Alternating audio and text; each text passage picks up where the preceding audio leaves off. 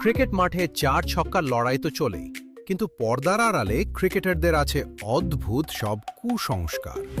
শোয়েব আখতার প্রথম দিকে ঘুমানোর সময়ও জাতীয় দলের জার্সি ছাড়তেন না, আর চন্দ্রকান্ত পণ্ডিত তো তার প্রথম সেঞ্চুরি করা শার্টটা কোনোদিন ধুতেও দেননি। ওদিকে স্টিভ ওয়ার পকেটে সবসময় থাকত একটা লাকি লাল রুমাল। ১৯৮৩ বিশ্বকাপে কপিল দেব যখন ঝড় তুলছেন, কুসংস্কারের কারণে ড্রেসিং রুমের সবাইকে নড়াচড়া করতে নিষেধ করা হয়েছিল। শ্রীকান্ত প্রকৃতির ডাক আসা সত্ত্বেও ঠায় দাঁড়িয়েছিলেন ২ ঘন্টা। লঙ্কানদের ব্যাট আর বলকে আদর করা তো বিশ্বখ্যাত, তবে সব রেকর্ড ভেঙেছেন নীল ম্যাকেনজি।